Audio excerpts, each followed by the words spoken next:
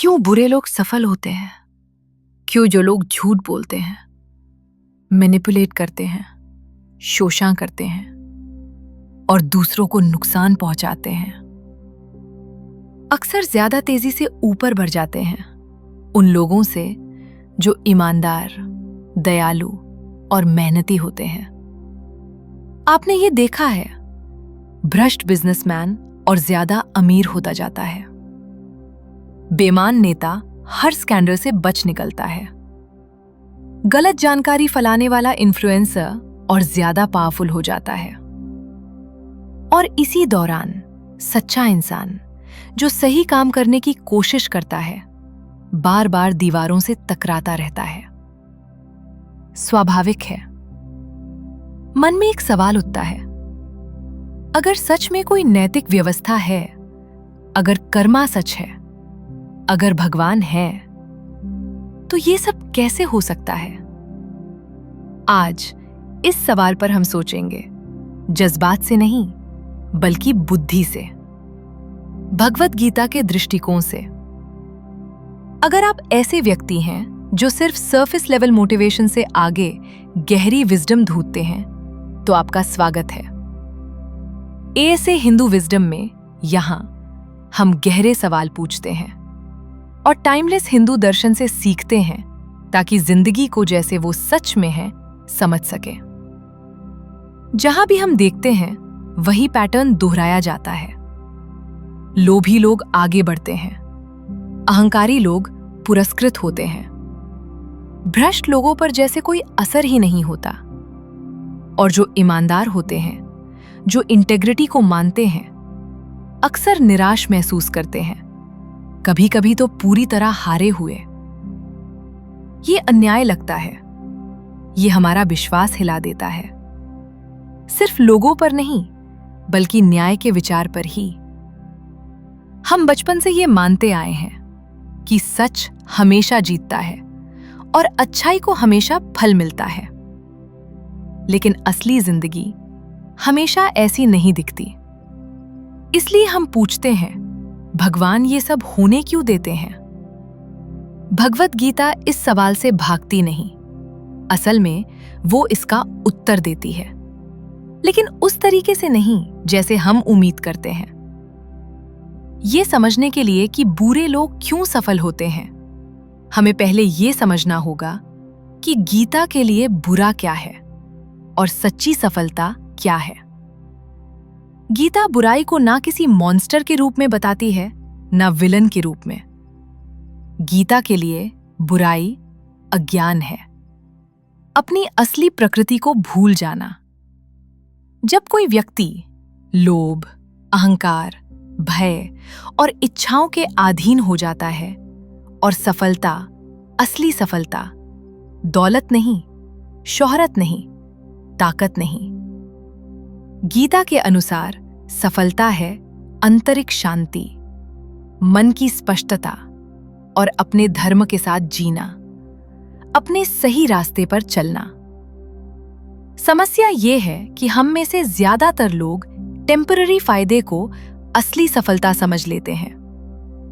हम किसी को पैसा या पार पाते देखते हैं और मान लेते हैं कि वो जीत गया, लेकिन गीता शांत स्वर में याद दिलाती है, आप पूरी दुनिया पा सकते हैं और फिर भी खुद को खो सकते हैं। जब कोई व्यक्ति धर्म के बिना कर्म करता है, सच के बिना, तो वो जल्दी ऊपर पहुंच सकता है, लेकिन जिस सीढ़ी पर वो चढ़ता है वो गलत दीवार के सहारे लगी होती है। बाहर से उसकी सफलता मजबूत लगती है, लेकिन अंदर से वो बहुत नाजुक होती है। जब कोई अपनी जिंदगी लोभ या धोखे पर बनाता है, तो उसका मन बेचैन हो जाता है, शांति धीरे धीरे गायब हो जाती है, भय चुपचाप बढ़ने लगता है। उसे लगातार वैलिडेशन चाहिए, लगातार कंट्रोल चाहिए, लगातार स्टिमुलेशन चाहिए। ये बिल्कुल ऐसा है जैसे प्यास बुझाने के लिए नमकीन पानी पीना। जितना ज्यादा पियो, प्यास उतनी ही बढ़ती जाती है। इसीलिए गीता कहती है कि अधर्म से मिलने वाले फल शहद में लिपटा जहर होते हैं। शुरू में मीठा, अंत में कड़वा। अब आता है और गहरा सवाल, अगर भगवान सब जानते हैं और सब कर सकते हैं, तो ऐसे लोगों को रोक देते क्यों नहीं? गीता इसका बहुत गहरा उत्तर देती है। ये दुनिया कर्म का एक क्षेत्र है, सीखने की जगह है और विकास की यात्रा है। हर आत्मा को फ्री विल दिया गया है, अपना रास्ता चुनने की आजादी। भगवान हर कर्म में हस्तक्षेप नहीं करते, क्योंकि विकास चॉइस से होता है, कंट्रोल से नहीं। जब कोई स्वर्ग को चुनता है, तो वो उस रास्ते के परिणाम भी चुनता है, चाहे वो परिणाम देर से ही क्यों आए। कर्मा कभी शोर नहीं मचाता, वो चुपचाप काम करता है, लेकिन बिल्कुल सही तरीके से। जो हम देख पाते हैं वो सिर्फ एक दृश्य होता है, एक बहुत लंबी कहानी का, बिल्कुल एक फिल्म की तरह, जहां विलन आधी फिल्म तक छाया रहता है, लेकिन कहानी अभी खत्म नहीं होती। कभी कभी गलत का ऊपर उठना किसी गहरे उद्देश्य को पूरा करता है। अगर अंधेरा ना होता तो रोशनी की पहचान नहीं होती। अगर भ्रष्टाचार ना होता तो ईमानदारी अलग से चमकती नहीं। अन्याय देखकर हम मजबूर हो जाते हैं अपने आप से सवाल पूछने के लिए, मैं किस चीज के लिए खड़ा हूं? मैं किस तरह का इंसान बनाना चाहता हूं? इस अर्थ में गलत कर्म भी शिक्षक बन जाते हैं, इसलिए नहीं कि वो सही होते हैं, बल्कि इसलिए कि वो विवेक जगाते हैं। कृष्ण लोगों को अनुमति देते हैं कि वो अपनी इच्छाओं के अनुसार कर्म करें, चाहे वो इच्छाएं उन्हें भटका ही क्यों ना दें। लेकिन कोई भी कर्म बिना प्रतिक्रिया के नहीं होता। ऊपर उठने की ऊंचाई अंत में गिरने की गहराई तय करती है, चाहे वो गिरावट दिखे या ना दिखे। गीता जीवन को एक युद्ध भूमि बताती है, सिर्फ कुरुक्षेत्र नहीं, बल्कि हमारे अंदर की युद्ध भूमि। हर दिन हमारी परीक्षा होती है। जब हम बेईमान लोगों को सफल होते देखते हैं, तो मन में एक विचार उठता है, क्या मुझे भी अपने मूल्यों से समझौता कर लेना चाहिए? यहीं पर गीता एक साफ रेखा खींचती है। कृष्ण अर्जुना से कहते हैं, तुम्हारा कर्तव्य सही कर्म करना है, परिणाम को नियंत्रित करना नहीं। यही एक शिक्षा भगवद गीता की नींव है। अपने कर्म पर ध्यान दो, अपनी नियत पर ध्यान दो, परिणामों से चिपकना छोड़ दो।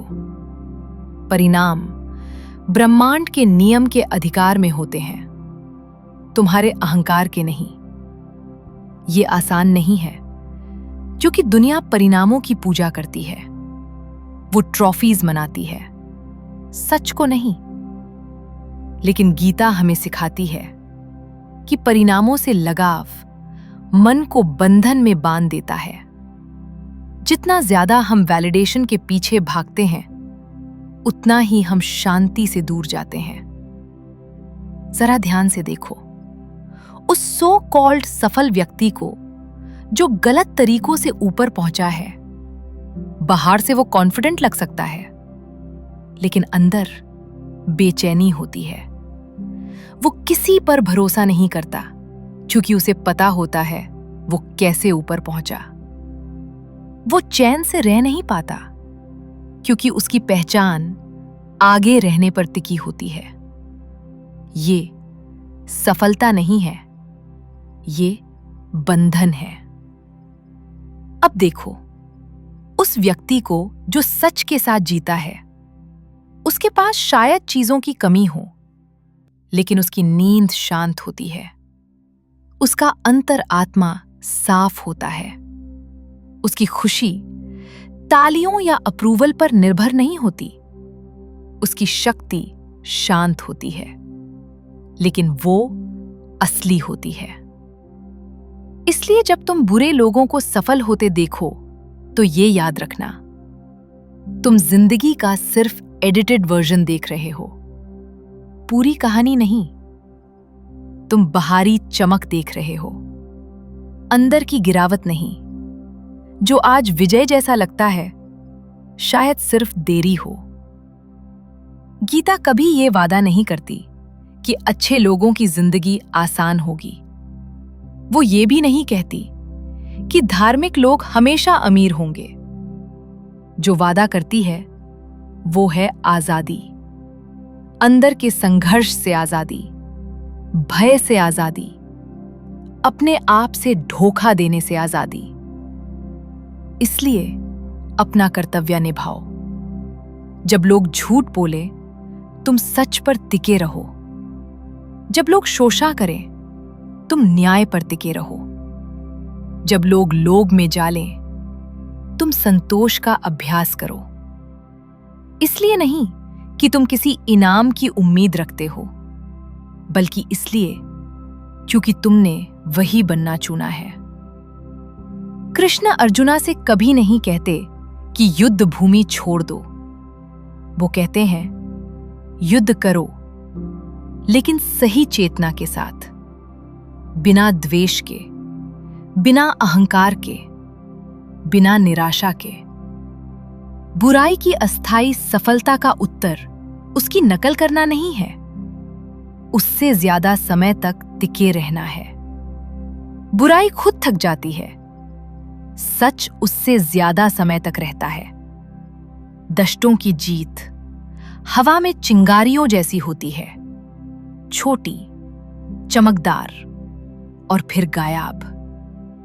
धर्मियों की जीत जादों जैसी होती है, पहले अदृश्य, लेकिन समय के साथ न रोक पाई जाने वाली।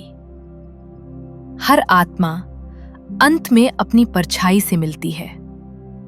जीत हमेशा तालियों का नाम नहीं होती। कभी कभी जीत सिर्फ इतनी होती है कि तुम वो नहीं बने जो तुम्हें तोड़ना चाहता था। सुनने के लिए धन्यवाद। अगली बार तक जमीन से जुड़े रहो, सच के साथ रहो और अपने रास्ते पर चलते रहो, स्पष्टता के साथ और साहस के साथ। जय श्री कृष्ण।